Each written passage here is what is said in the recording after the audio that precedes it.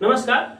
आज हम लोग जिस टॉपिक के बारे में पढ़ेंगे उसका नाम है जेंडर डिस्क्रिमिनेशन। जेंडर डिस्क्रिमिनेशन 2 हमने इसलिए लिखा है क्योंकि हमने पिछले क्लास में आपको पढ़ाया था, मैंने आपको जेंडर डिस्क्रिमिनेशन, जिसमें हम आपको गर्ल्स केस के बारे में बताए थे, है ना, कि जेंडर डिस्क्रिमिनेशन के कारण लड़कियों के साथ क्या भेदभाव किया जाता है। ठीक है, आज हम लोग पढ़ेंगे कि जेंडर डिस्क्रिमिनेशन के कारण लड़कों के साथ किस तरह से भेदभाव होता है और समाज में जेंडर डिस्क्रिमिनेशन के कारण लड़का किन किन रिस्पॉन्सिबिलिटी से बंधा हुआ है, ठीक है, उनको कौन कौन से कार्य करना पड़ता है, उनके ऊपर जिम्मेदारियां कितनी होती है, इसके बारे में समझेंगे। ठीक है, तो चलिए शुरू करते हैं। देखिए, सबसे पहले जो लैंगिक विषमता है उसमें हमने पिछले क्लास में आपको बताया, बहुत सारे पॉइंट देकर ये समझाया कि सोसाइटी में, समाज में एक स्त्रियों के साथ किस तरह से भेदभाव होता है। ठीक है, लेकिन ऐसा नहीं है कि जेंडर डिस्क्रिमिनेशन, लैंगिक विषमता के कारण केवल लड़कियां ही शोषित होती है। ठीक है, लैंगिक विषमता में, जेंडर डिस्क्रिमिनेशन के कारण लड़कों को भी समाज में बहुत चीजों को फेस करना पड़ता है। ठीक है, जिसको हम लोग बारी बारी से आज समझेंगे। ठीक है, देखिए, पहला जो प्रॉब्लम है अर्निंग रिस्पॉन्सिबिलिटी। ठीक है, अर्निंग रिस्पॉन्सिबिलिटी हमेशा घर में एक पुरुषों पे होता है। ठीक है, लड़कियां कमाती हैं, ठीक है, लड़की का कमाना अच्छी बात है। अगर घर में माँ है, बहन है, बीवी है, अगर वो कमा रही है तो वो ऑप्शनल है, वो आपको सपोर्ट कर सकती है एक तरह से इनकम से, वो आपका घर नहीं चला सकती है। ठीक है, उनका जो इनकम है वो कैसा इनकम है? सपोर्टिव इनकम है, कि आपका जो इनकम है अगर उसमें कुछ कमी हो रहा है तो उनका इनकम से आपको वो पूरा हो सकता है, लेकिन टोटली आप जो है उनके इनकम पे आप डिपेंडेंट नहीं रह सकते हैं ना। इसलिए हमने यहाँ पे लिखा है कि गर्ल्स का जो अर्निंग रिस्पॉन्सिबिलिटी है वो ऑप्शनल है, वो कर भी सकती है, नहीं भी कर सकती है। लेकिन मेल का जो होता है, पुरुष का, वो कंपलसरी होता है। कंपलसरी इसलिए क्योंकि आप पुरुष हैं, आपके ऊपर ही रिस्पॉन्सिबिलिटी है पूरे घर का। ठीक है, अगर स्त्रियां आपके घर के नहीं कमाएंगी तो कोई नहीं बोलेगा उनको कि वो क्यों नहीं कमा रहे। लेकिन यदि आप नहीं कमाते हैं, आप लड़का हैं, पुरुष हैं और आप नहीं कमाते हैं, तो आपको पूरा दुनिया बोलने वाला है कि बैठ के बस खाता है, कमाता क्यों नहीं है। एक सर्टेन एज के बाद आपको घर से पैसा लेने में भी अच्छा नहीं लगने लगता है। ठीक है, तो ये अर्निंग रिस्पॉन्सिबिलिटी किसका है? मेल का है ना। तो इसमें भी जेंडर डिस्क्रिमिनेशन है, लैंगिक विषमता है। अगर समानता का अधिकार दिया गया है मेल और फीमेल को, तो मेल और फीमेल को दोनों का अर्निंग रिस्पॉन्सिबिलिटी इक्वल रहना चाहिए। ठीक है, लेकिन एक सर्टेन एज के बाद यदि आपका जॉब नहीं लगता है, यदि आप नहीं कमाते हैं, तो चाहे वो माँ हो, बाप हो या दूसरा कोई हो, ठीक है ना, सब आपको हीन भावना की दृष्टि से देखना शुरू कर देता है। ठीक है, तो ये केवल पुरुष फेस कर सकता है ना। इस घृणा को, इस हीन भावना को केवल पुरुष महसूस करता है। महिलाओं को ये चीज को फेस नहीं करना होता, क्योंकि उनका शादी हो जाता है, उनके लिए कमाने वाले ढूंढ दिए जाते हैं। ठीक है, चलिए सेकंड पॉइंट जो है रिस्पॉन्सिबिलिटी ऑफ मैरिज। घर में किन्हीं का शादी हो, चाहे वो शादी हो आपकी सिस्टर का, आपके डॉटर का, ठीक है ना, ये जो रिस्पॉन्सिबिलिटी है घर के पुरुष ही, है ना, इसको फुलफिल कर सकते हैं। ठीक है, किसी आपके बहन का शादी कहाँ होगा, आपके बच्ची का शादी कहाँ होगा, ये घर के मेल यानी कि पुरुष लोग ही डिसीजन इसका करते हैं। ठीक है, कभी नहीं देखे हो कि शादी वगैरह में किसी महिला आगे है या महिला के चाहने से कहीं शादी हो रहा है, ऐसा नहीं होता है ना।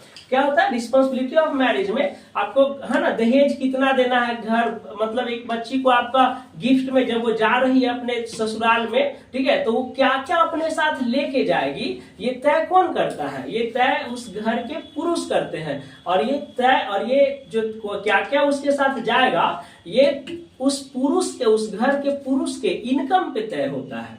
ठीक है, तो रिस्पॉन्सिबिलिटी ऑफ मैरिज क्या होगा? ये स्त्री का रिस्पॉन्सिबिलिटी नहीं है, ये रिस्पॉन्सिबिलिटी है पूरी तरह से पुरुष का। पापा का रिस्पॉन्सिबिलिटी है, भाई का रिस्पॉन्सिबिलिटी है ना। नेक्स्ट है डेली एक्सपेंसेज, है ना। डेली एक्सपेंसेज कहने का मतलब कि आपका घर में क्या, आज सब्जी में क्या बनेगा, ठीक है, इलेक्ट्रिसिटी बिल आपको भरना है, मोबाइल रिचार्ज करवाना है, आज खाना क्या बनेगा, ठीक है, ये घर के पुरुष ही तय करते हैं, ठीक है, कि आज घर में क्या बना देना है, ठीक है। स्त्रियां बस बनाती हैं, ठीक है, स्त्रियां बनाती हैं, ऐसा नहीं कि स्त्रियां का नहीं चलता है। स्त्री यहाँ पे जो महिलाएं हैं वो भी डिसाइड करते हैं खाने पीने के मामले में, लेकिन जो स्पेसिफिक जो चीजें अगर बनना है घर में तो उसके लिए क्या है, खाना का डिसीजन, सब्जी का decision, mobile recharge, electricity bill, ये सब कौन फुलफिल करते हैं, इसका फुलफिल कौन करते हैं, घर के पुरुष करते हैं ना। छोटा छोटा एक्सपेंसेज इसमें और नहीं हम दिए, लेकिन डेली जो और छोटा छोटा एक्सपेंसेज है वो सबको फुलफिल कौन करते हैं, घर के पुरुष करते हैं ना। बच्चों का अगर पेंसिल चाहिए, पेन चाहिए, रबर चाहिए, तो ये सबको फुलफिल कौन कर रहा है, मम्मी करती हैं नहीं, बहन करती है नहीं, घर के पुरुष करते हैं, या तो पिता करते हैं या तो भाई करते हैं, है ना।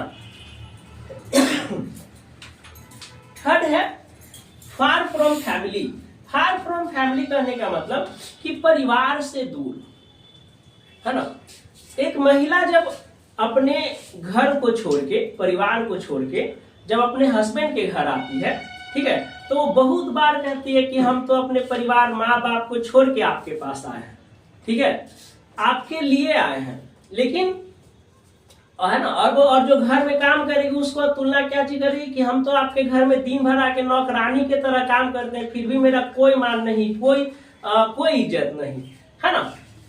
लेकिन एक पुरुष अपने माँ बाप से दूर, अपने बेटा से दूर, अपनी पत्नी से दूर, है ना, कहीं दूसरे प्रदेश में, अगर बिहार में है तो बिहार में तो जॉब है नहीं, वो अपने माता पिता के लिए, अपने बच्चे के लिए, अपने बीवी को खुश रखने के लिए कमाने कहाँ जाता है, दूसरे प्रदेश में।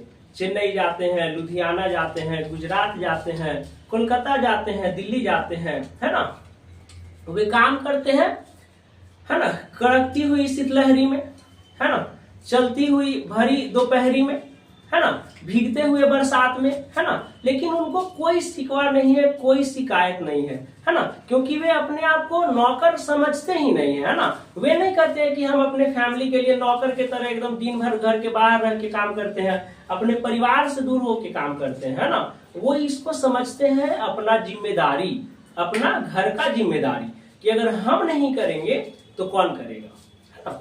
महिलाओं में ये चीज नहीं होती है। महिला क्या है, शादी करके आई, अगर उसको थोड़ा सा लोड हो गया काम का तो हम तो बस घर में नौकर के तरह है ना काम करते रहते, नौकरानी के तरह। आप तो हमको नौकरानी बना के रख दिए हैं। पुरुष, किसी भी घर का पुरुष आपको ऐसा शिकायत करते कभी नहीं सुनिएगा, है ना, क्योंकि पुरुष ये बात को समझता है कि अगर वो उससे अपने घर का जो रिस्पॉन्सिबिलिटी है अगर वो नहीं पूरा करेगा तो कौन करेगा। उसके लिए ठंडा, गर्मी, बरसात कोई मायने नहीं रखता, है ना। वो ठंडा में भी सुबह उठ के काम पे जाएगा, गर्मी के दोपहरी में भी काम पे जाएगा, बरसात में भीगते हुए काम पे जाएगा, लेकिन वो काम करता है ना। क्यों? क्योंकि उसको अपने घर का जिम्मेदारी, क्योंकि वह अपने घर के जिम्मेदारी को समझता है, ठीक है। Public problem, feminism. Public problem क्या होता है, पब्लिक में भी स्त्रियों को और पुरुषों को इक्वल लोग नहीं रखते हैं, ठीक है। इसका सबसे अच्छा एग्जांपल समझ जाइए कि अगर लड़की लोग झूठा भी अगर किसी लड़का के बारे में बोल दी कि ये लड़का जो है या फलना लड़का हमको छेड़ दिया है, तो वहां आसपास के जितने भी लोग हैं सब उस लड़का को पीटने के लिए रेडी हो जाते हैं, ठीक है। वो मतलब उनके दिमाग में ये मतलब ठूसा हुआ है कि गलत हमेशा कौन हो सकता है, लड़का हो सकता है। बिना दोनों पक्ष के बात सुने ही, है ना, सब क्या होते हैं, लड़का पे एकदम चढ़ जाते हैं मारने के लिए। लेकिन क्या हो सकता है कभी कभी ऐसा, अब लेकिन यही केस अगर अपोजिट देखिए, अगर लड़का किसी को बोल देगा लड़की के बारे में कि ये फलना लड़की मेरे ऊपर कमेंट की है या हमको छेड़ रही है, तो ये बात कोई मानने के लिए रेडी ही नहीं होता है ना। इवन माँ बाप भी नहीं मानते। माँ बाप तो और प्राउड फील करते कि स्मार्ट बच्चा पैदा किया है हमने, है ना। सोसाइटी वाला को बोलेगा तुम ही शाहरुख खान है का, ठीक है। पुलिस तो खैर कंप्लेन लेता ही नहीं है, वो तो बोलेगा तुम ही शाहरुख, तुम ही सलमान है का, ठीक है। अगर ये कोर्ट किसी तरह अगर चल जाए, अगर बात अगर काफी आगे बढ़ चुका है या ज्यादा ये हो गया, हाई प्रोफाइल केस हो गया, तो कोर्ट वाला जज क्या कहेगा कि तुम लोग क्या कर लो, आपस में शादी कर लो। अरे भाई हमको शादी नहीं करना उससे, हम बस केस इसलिए हम यहाँ पे रिपोर्ट इसलिए दर्ज करवाए हैं कि वो मेरे ऊपर कमेंट कर रही है या वो मेरे ऊपर कुछ है ना, वो काम कर रही है जो हमको पसंद नहीं है, ठीक है।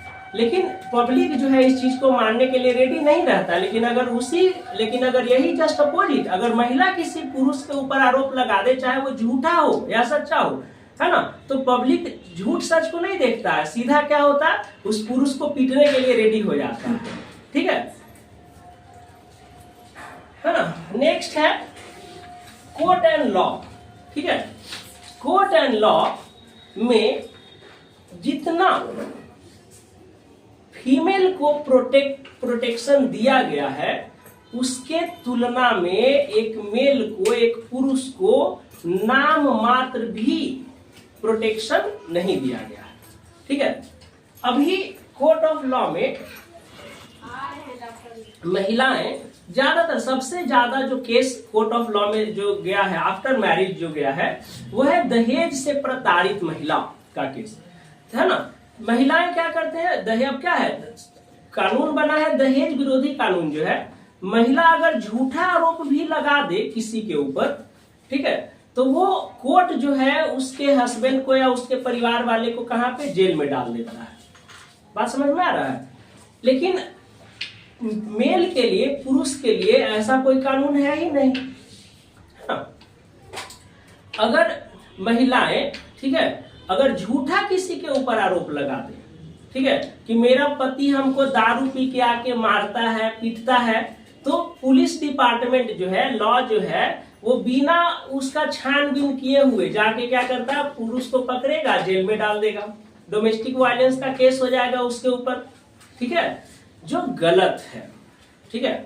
अभी कोर्ट ऑफ लॉ में, ठीक है, कोर्ट ऑफ लॉ में जो कानून महिलाओं की सुरक्षा के लिए बनाया गया है, ठीक है, मैं मानता हूं कि फीमेल का स्त्रियों के अत्याचार के लिए जो भी कदम उठाए गए हैं, उस पर रोक लगाने के लिए, स्त्रियों के अत्याचार पर रोक लगाने के लिए जो भी कदम उठाए गए हैं, ठीक है, या जो भी कानून बना है, उसका अपना एक इतिहास और उसका अपना एक जरूरत भी है। लेकिन क्वेश्चन ये है कि उन महिलाओं का क्या, जो उन महिलाओं और धूर्त महिलाओं का क्या, जो सीधे साधे लोगों को पर, सीधे साधे परिवार वालों के ऊपर डोमेस्टिक वायलेंस का केस करके उन्हें फंसा देती है ना।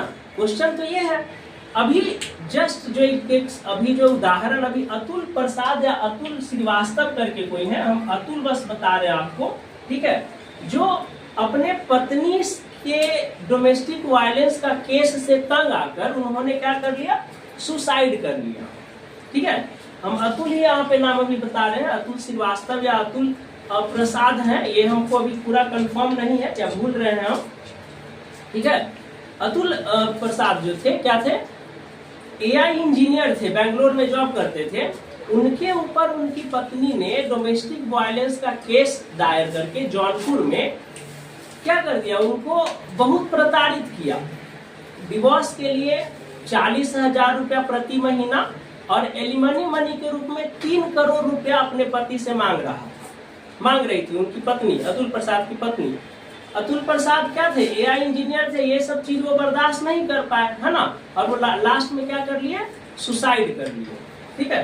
तो एनसीआरबी का डेटा अगर आप देखिएगा, यहाँ हमने इसीलिए यहाँ पे लिख के रखा है कि एनसीआरबी डाटा के अकॉर्डिंग जो 2021 में देखिए, टोटल सुसाइड का केस है 1,64,033, जिसमें मैरिड मेल यानी कि जो विवाहित पुरुष हैं उनका संख्या कितना है, 81,063 है, और विवाहित महिला का जो संख्या है वो कितना है, 28,680 है। यानी कि शादीशुदा पुरुष शादीशुदा महिला के तुलना में 3 गुना ज्यादा सुसाइड करते हैं, ठीक है।